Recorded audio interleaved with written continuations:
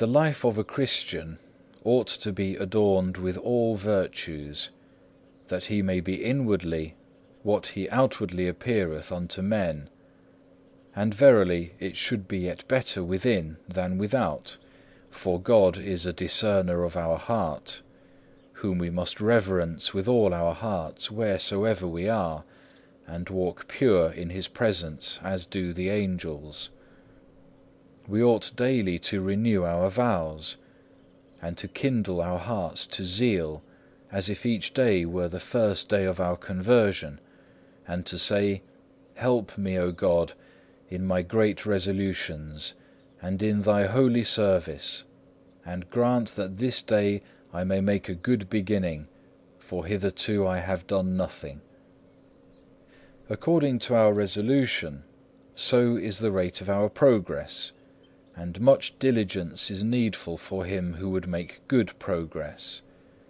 For if he who resolveth bravely oftentimes falleth short, how shall it be with him who resolveth rarely or feebly?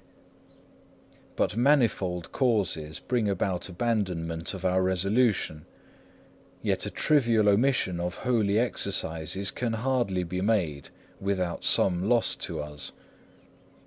The resolution of the righteous dependeth more upon the grace of God than upon their own wisdom, for in Him they always put their trust, whatsoever they take in hand. For man proposeth, but God disposeth, and the way of a man is not in himself.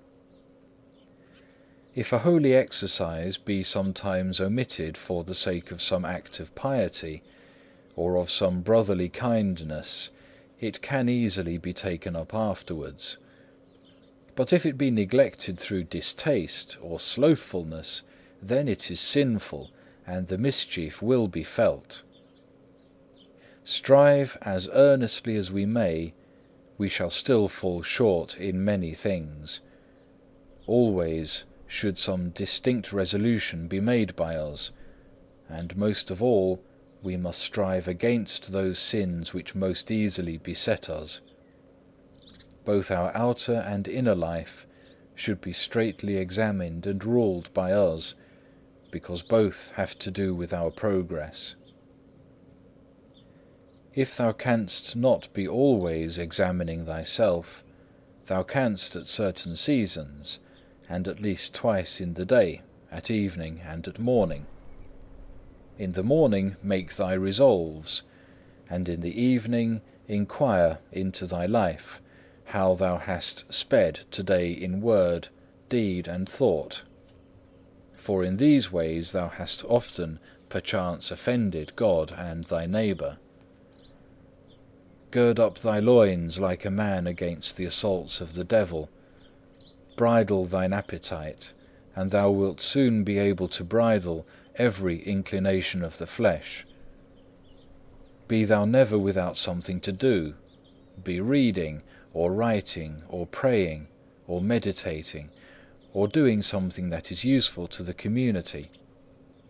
Bodily exercises, however, must be undertaken with discretion, nor are they to be used by all alike.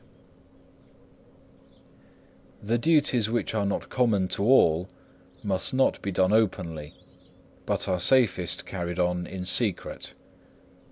But take heed that thou be not careless in the common duties, and more devout in the secret, but faithfully and honestly discharge the duties and commands which lie upon thee.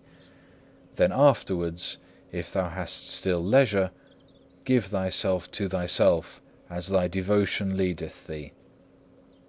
All cannot have one exercise, but one suiteth better to this man, and another to that.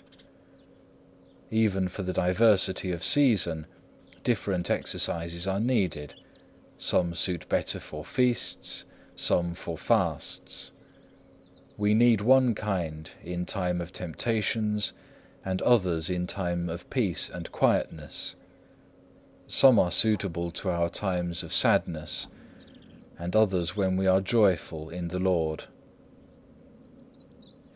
When we draw near the time of the great feasts, good exercises should be renewed, and the prayers of holy men more fervently besought.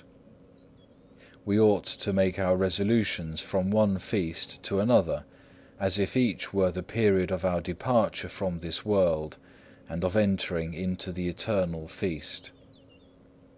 So ought we to prepare ourselves earnestly at solemn seasons, and the more solemnly to live, and to keep straightest watch upon each holy observance, as though we were soon to receive the reward of our labours at the hand of God.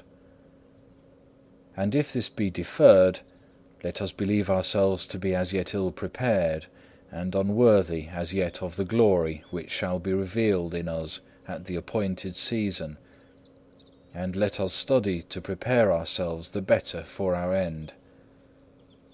Blessed is that servant, as the evangelist Luke hath it, whom, when the Lord cometh, he shall find watching. Verily I say unto you, he will make him ruler over all that he hath.